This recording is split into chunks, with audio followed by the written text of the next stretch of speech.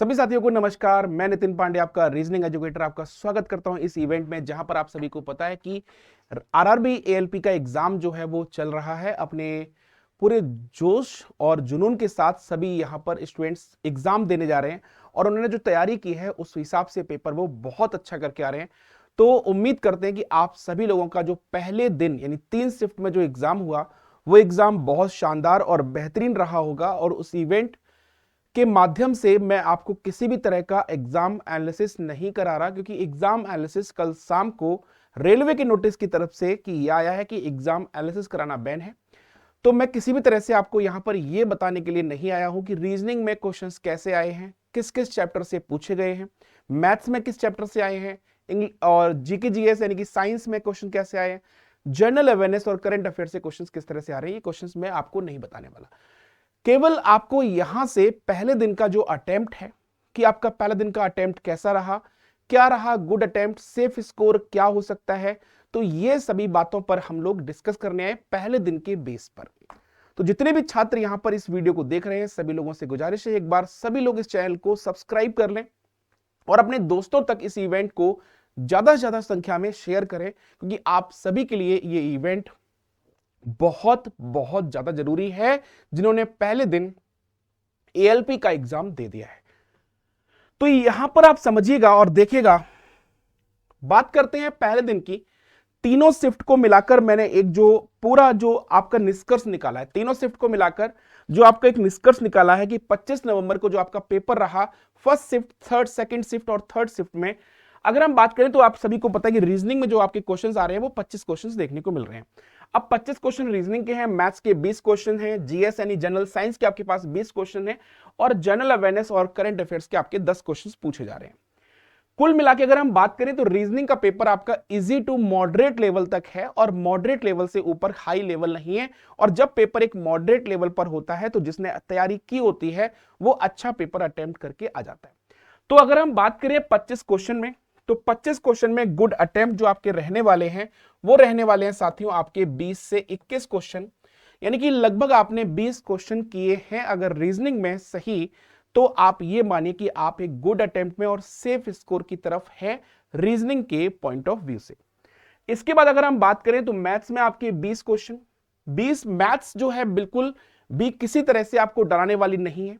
Maths का paper बिल्कुल आपका ऐसा आ रहा है कि अगर आपने मैथ्स की प्रैक्टिस कर रखी है, चैप्टर पढ़ रखे हैं, तो आप 20 के 20 भी करके आ सकते हैं। 17-18 जो क्वेश्चन है आपके, ये आपके मैथ्स में बनते हुए आ रहे हैं, क्योंकि ये स्कोर मैं उनका नहीं बता रहा जिनका सिलेक्शन इस बार नहीं होना है।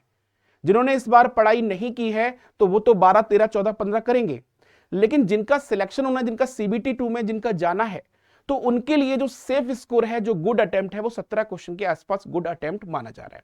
17 क्वेश्चन यहां पर आपके अगर किए हैं आपने मैथ्स में, तो ये आपका गुड अटेम्प्ट है, आपका सेफ स्कोर है, यानी कि यहां पे आपका मैथ्स भी क्लियर होता हुआ दिख रहा है। इसके बाद आता है आपका जीएस यानी कि साइंस का पोर्शन। साइंस के पोर्शन में अगर हम बात करें तो कुल मिला के 16 क्वेश्चन, अगर 15-16 क्वेश्चन भी अगर आपके सही हैं, यानी कि 16 का मतलब है 80% पार्ट, तो अगर आपका 16 क्वेश्चन अगर आपका सही बन रहा है, जो आपका जनरल साइंस का पार्ट है, साइंस कोई भी ऐसा नहीं कि कहीं से भी कुछ भी पूछ लेगा। आपको पता है कि पोर्शन क्या है, चैप्टर कौन से हैं, फिजिक्स, केमिस्ट्री, बायो में से किस किस चैप्टर से क्वेश्चंस पूछे जाते हैं, किस किस चैप्टर में क्वेश्चन आएंगे। तो अगर आपने साइंस को अच्छे से पढ़ रखा है तो 16 से 18 क्वेश्चन आपका अच्छा एवरेज स्कोर रहेगा, यानी 16 क्वेश्चन पे आप इस साइंस के पार्ट को भी क्लियर कर लेंगे, यानी कि ये आपका सेफ स्कोर माना जा रहा है। इसके बाद आपका आता है करंट अफेयर्स, जिसमें हम लोग करंट अफेयर्स जो आपकी 6 महीने 1 साल तक की पूछी जा सकती है और पूछी जा रही है, तो इस स्कोर पर आप 10 में से 6 से 7 क्वेश्चन यानी 60 to 70% पार्ट अगर सही करके आ रहे हैं तो ये आपका एक गुड अटेम्प्ट है। तो टोटल आपके पास 75 क्वेश्चन है। टोटल 75 क्वेश्चंस में अगर मैं बात करूं तो अगर किसी भी छात्र को यहां पर सिलेक्शन लेना है, तो सिलेक्शन सीबीटी 2 में जाना है, तो सीबीटी 2 में जाने के लिए उसके 59 क्वेश्चन यहां पर पहले शिफ्ट, दूसरी शिफ्ट और तीसरी शिफ्ट में मिलाकर यह निष्कर्ष निकल के आया है पहले दिन का। यानी कि अगर आपके 58, 59, 60 एक दो क्वेश्चन अगर आपका ऊपर नीचे है तो किसी भी तरह की डरने की जरूरत नहीं है। ये नहीं कह रहा हूं मैं कि मैंने जो यहां पर ये कह दिया ये पत्थर की लकीर है, ऐसा नहीं है। ये जो है एक एनालिसिस है जो मैंने कई छात्रों से पूछकर किया है कि क्या एवरेज स्कोर उनका रहा है, कितने क्वेश्चन अटेम्प्ट किए। अगर किसी के 2-3 क्वेश्चंस भी अगर ऊपर नीचे हैं तो आप सीबीडी 2 की तैयारी कर सकते हैं।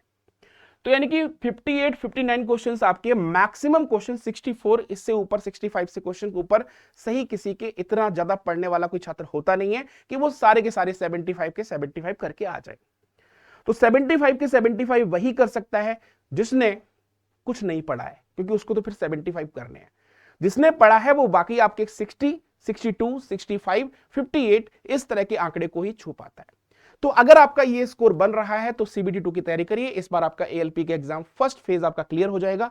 कल यानी कि 26 तारीख दूसरा जो दिन है आपका, इस दिन पे आप लोग देखेंगे कि दूसरे दिन का एनालिसिस यानी दूसरे दिन का पेपर जो है उसका लेवल क्या रहा, क्या हो सकता है गुड अटेम्प्ट, उसके लिए भी वीडियो लेके आएंगे। आप लोग बने रहिए एसजेआई कॉम्पिटिशन क्लासेस पर। चैनल पर पहली बार है, चैनल को सब्सक्राइब कर लेना। मिलते हैं नेक्स्ट वीडियो में। सभी साथियों को नमस्कार, राम राम, जय हिंद।